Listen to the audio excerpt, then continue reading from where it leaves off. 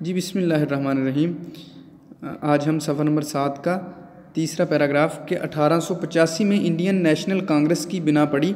Sir Syed ने मुसलमानों को इसमें शिरकत करने से रोका क्योंकि उनकी जो है दूरअंदेशी ने देख लिया कि इससे मुसलमानों को बहैसियत कौम नुकसान पहुंचेगा, क्योंकि ये अंग्रेज़ों की हिंदुओं की बनाई हुई जो है वो एक जमात थी।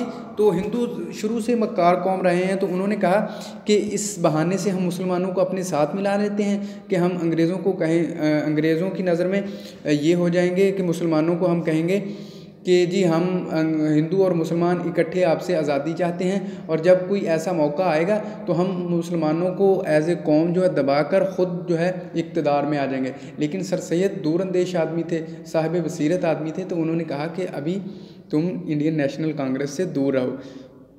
अपनी एक अहम बयान में उन्होंने कहा कि जमहूरी तरीका हिंदुस्तान के लिए मौजू नहीं है, यानी वो जमहूरी तरीका जो हिंदुओं ने अपनाया हुआ था, जिसको इंडियन नेशनल कांग्रेस के नकाब के अंदर छुपाया हुआ था।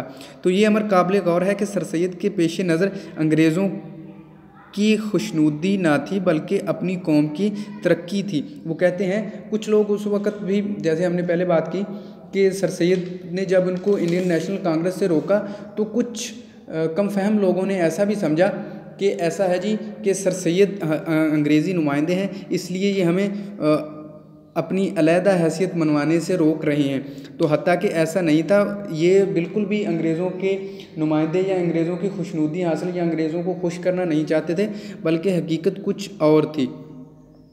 हकीकत ये है कि वो पहले हिंदुस्तानी थे जिन्होंने अपनी मशहूर तसनीफ़ असबाब बगावत हिंद लिखकर हुकूमत को तवज्जो दिलाई कि गद्र का सबसे बड़ा सबब ये था कि हिंदुस्तानियों को मुल्क की सियासी कौंसलों में शामिल ना किया गया था। वो कहते हैं कि मुसलमानों को जो है इनकी आज़ादी छीन ली गई थी, इनकी आज़ादी राय छीन ली गई थी। तो इस वजह से जो है वो अंग्रेज़ों के ख़िलाफ़ हुए थे, वरना और कोई बात नहीं थी।